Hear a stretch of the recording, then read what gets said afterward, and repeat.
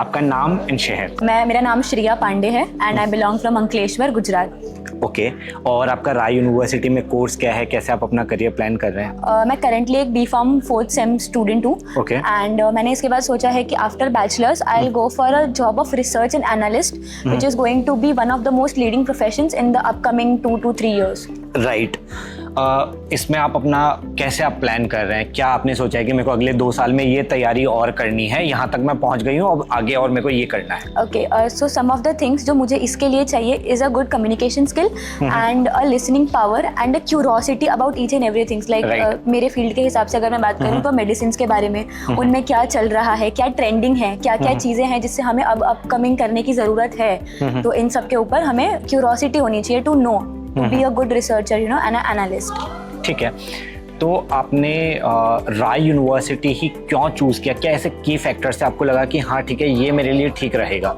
Okay, तो सबसे पहले तो राय यूनिवर्सिटी का नाम टॉप 10 यूनिवर्सिटीज़ में से एक है गुजरात की। और सेकेंडली मुझे ये इन्वायरमेंटल वाइज बहुत ही काम और बहुत पीसफुल लगता है क्योंकि it is situated in a corner of a city, तो बहुत ही शांति रहती है। Like you will find peace here 24/7, whether you want to study, whether you want to relax, तो हर चीज़ के लिए इन्वायरमेंटल वाइज और डिपार्टमेंट वाइज भी सब चीज़ें परफेक्ट है। ठीक है, how do you enjoy your campus life? कैसे आप एंजॉय करते हैं? बिकॉज आई सी यू कि आप बहुत ज़्यादा पढ़ाकू होंगे। Sir, I enjoy my life. Like यहाँ पे जिम है, so sometimes I spend my time there. उसके बाद we have badminton court and we have kabaddi ground, we have cricket ground, so we explore things. Like मैं कभी कभी explore करती हूँ and sometimes if I don't feel anything right और I am completely messed up, I just find a tree and I sit and read a book. अरे वाह, बहुत बढ़िया। तो अभी आपका फैकल्टीज़ का कैसा एक्सपीरियंस है? क्लासेस रेगुलर होती हैं या नहीं होती हैं? आपके प्रैक्टिकल्स रेगुलर होते हैं या नहीं होते हैं? बिकॉज B.Pharma में ये बहुत इंपॉर्टेंट है। ओके, प्रैक्टिकल्स हमारे रेगुलर होते हैं और बहुत ही स्ट्रिक्ट बेसिस पे होते हैं। Like you have to be present and you have to perform. हमें हर दिन का रिजल्ट देना पड़ता है कि हमने क्या किया।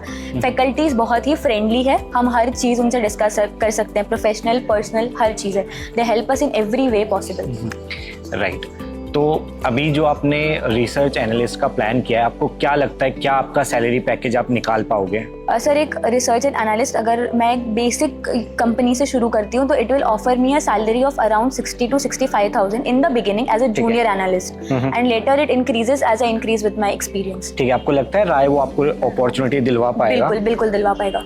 ठीक है, आपका कोई सीनियर्स हैं ऐसा जिनको इस तरह की जॉब्स गई हो, जिनसे आप गाइडेंस ले रही हो, या सीनियर्स के साथ में आपका क्या बॉन्ड है? लाइक मेरा ऑनेस्टली सीनियर्स के साथ बहुत ही अच्छा बॉन्ड है। हमारे सीनियर्स बहुत अच्छे हैं एंड मेरी एक सीनियर हैं जिनको अभी पास आउट हुए 1 साल हो गए हैं and she belongs to this field and मैं उनसे कभी कभी गाइडेंस लेती हूँ जब मुझे ऐसा लगता है कि अब इसके बाद क्या करेंगे, तो शी हेल्प्स मी आउट। ठीक है, उनका क्या पैकेज है, कुछ ऐसा आइडिया?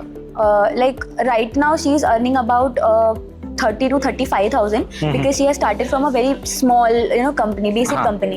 तो सीखने को ज्यादा मिलता है छोटी ज़्यादा, एग्जैक्टली। तो उनका भी यही माइंड अपटेक था कि उनको पहले सिर्फ सीखना है। बट फिर भी मेरे को, क्योंकि मैं इसी फील्ड में हूँ, मैं I talk to lots of students, lots of, और मैंने देखा है कि है ना 30-35 हज़ार का पैकेज ना BBA BCA और ये जो ट्रेंडिंग कोर्स है इनके बच्चे, B.Pharma के बच्चों को ना 10-15 हज़ार 20 हज़ार रुपए का पैकेज ही मिल रहा है यूनिवर्सिटीज में। They are not even eyeing on it, कि वो देख ही नहीं रहे कि यार हम लोग है ना 40-50 हज़ार का पैकेज निकल रहा है। But I am very surprise कि आप इतना कॉन्फिडेंट हैं इस चीज़ को लेके।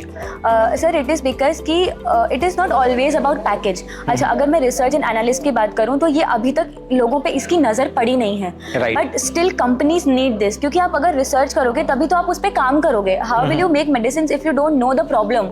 तो इसके ऊपर अभी लोगों की नज़र नहीं है, बट जो लोग इसके बारे में जानते हैं वो लोग बेटर डेफिनेटली इसमें बहुत अच्छे पैकेजेस अर्न कर सकते हैं। ठीक है, thank you so much for your time and best of luck for your life. Thank you.